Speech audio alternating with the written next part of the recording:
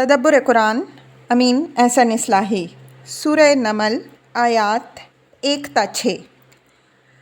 اعوذ باللہ من الشیطان الرجیم، بسم اللہ الرحمن الرحیم۔ طاسین تلک آیات القرآن و کتاب مبین، ہدی و بشری للمؤمنین الذین یقیمون الصلاة و یؤتون الزکاة وهم بالآخرۃ هم یوقنون۔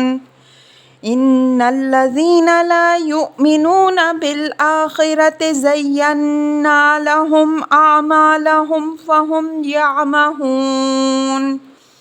اولئک الذین لهم سوء العذاب وهم فی الآخرۃ هم الاخسرون۔ وَإِنَّكَ لَتُلَقَّى الْقُرْآنَ مِن لَّدُنْ حَكِيمٍ عَلِيمٍ۔ ترجمہ: یہ طاسین ہے، یہ قرآن اور ایک واضح کتاب کی آیات ہیں۔ یہ ہدایت و بشارت ہے ان ایمان لانے والوں کے لیے جو نماز کا اہتمام کرتے اور زکوٰۃ دیتے ہیں، اور وہی ہیں جو آخرت پر یقین رکھتے ہیں۔ جو لوگ آخرت پر یقین نہیں رکھتے، ہم ان کے اعمال ان کی نگاہوں میں کھبا دیے کرتے ہیں، پس وہ بھٹکتے پھر رہے ہیں۔ یہ لوگ ہیں کہ ان کے لیے دنیا میں بھی برا عذاب ہے اور آخرت میں بھی وہی ہیں جو بڑے خسارے میں ہوں گے۔ اور بے شک یہ قرآن تم کو ایک حکیم و علیم کی طرف سے تعلیم کیا جا رہا ہے۔ الفاظ کی تحقیق اور آیات کی وضاحت۔ طاسین تلک آیات القرآن و کتاب مبین۔ طاسین یہ اس سورہ کا قرآنی نام ہے۔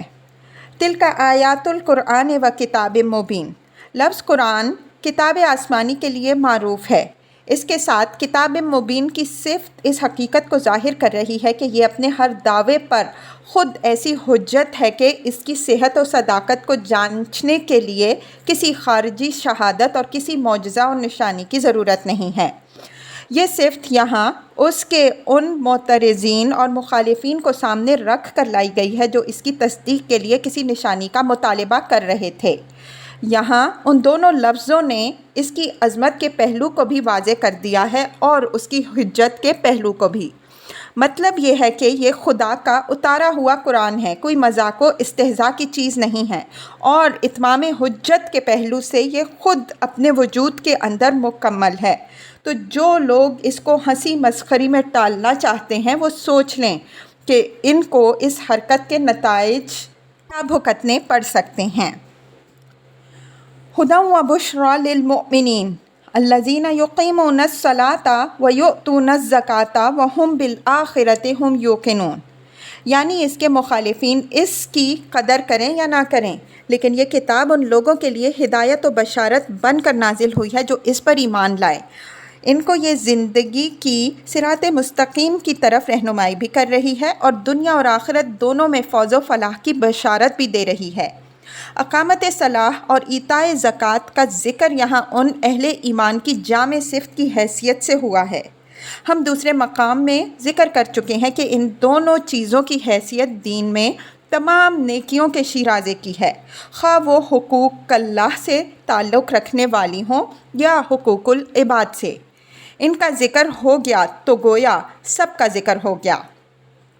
وَهُمْ بِالْآخِرَةِ هُمْ يُوقِنُونَ میں تاکید کا اسلوب یہاں اس حقیقت کی طرف اشارہ کر رہا ہے کہ جو لوگ نماز اور زکوٰۃ کا یہ اہتمام کر رہے ہیں در حقیقت وہی لوگ آخرت پر یقین رکھنے والے ہیں، اور اسی چیز نے ان کو اس کتاب پر ایمان لانے کی توفیق بخشی ہے۔ رہے وہ لوگ جن پر یہ چیزیں شاک ہیں تو وہ آخرت کے یقین سے محروم ہیں، اور اس قسم کے لوگ اس کتاب پر ایمان سے محروم ہی رہیں گے۔ ان الذین لا یؤمنون بالآخرۃ زینا لهم اعمالهم فهم یعمہون، یہ منکرین کے اصل سبب انکار کی طرف اشارہ ہے کہ جو لوگ آخرت پر ایمان نہیں رکھتے ہیں بلکہ اسی دنیا کی زندگی کو کل زندگی سمجھے ہوئے بیٹھے ہیں، ان کی نگاہوں میں ان کے اعمال اس طرح کھبا دیے گئے ہیں کہ اب ان سے ہٹ کر کچھ سوچنے سمجھنے کے لیے وہ تیار نہیں ہیں۔ یہ اس سنت الہی کی طرف اشارہ ہے جس کی وضاحت اس کتاب میں جگہ جگہ ہو چکی ہے کہ جو لوگ اسی دنیا کو مقصود و مطلوب بنا کر اپنی تمام ذہانت و قابلیت اسی کی طلب میں لگا دیتے ہیں، اللہ تعالیٰ ان کے اعمال و مشاغل کو اس طرح ان پر مسلط کر دیتا ہے کہ پھر نہ وہ ان کے چھوڑنے ہی پر آمادہ ہوتے ہیں اور نہ ان سے چھوٹ ہی سکتے ہیں۔ وہ انہی کے اندر بھٹکتے رہتے ہیں یہاں تک کہ ایک دن فرشتہ اجل آ کر ان کو دبوچ لیتا ہے۔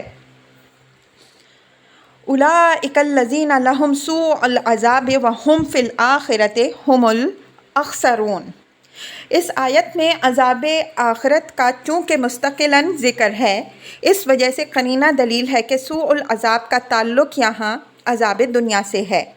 یہاں ذکر مکذبین رسول کا ہے اور مکذبین رسول پر اس دنیا میں بھی، جیسا کہ ہم اس کے محل میں ذکر کر چکے ہیں، لازماً عذاب آتا ہے۔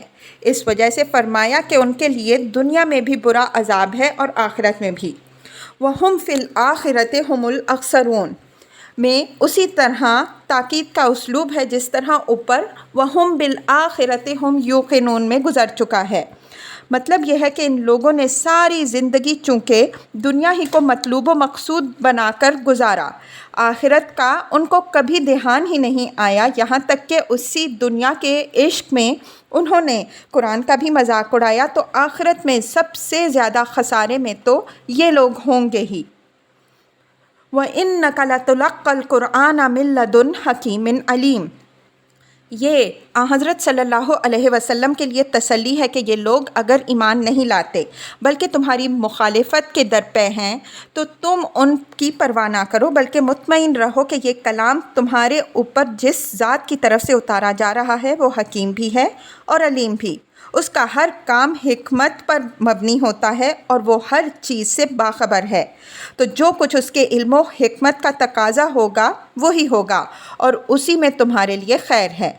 جب وہ حکیم و علیم تمہارے اوپر اس کلام کو نازل فرما رہا ہے تو وہ تمہیں تنہا نہیں چھوڑے گا بلکہ ہر قدم پر تمہاری رہنمائی فرمائے گا اور تمہیں منزل مقصود پر پہنچائے گا۔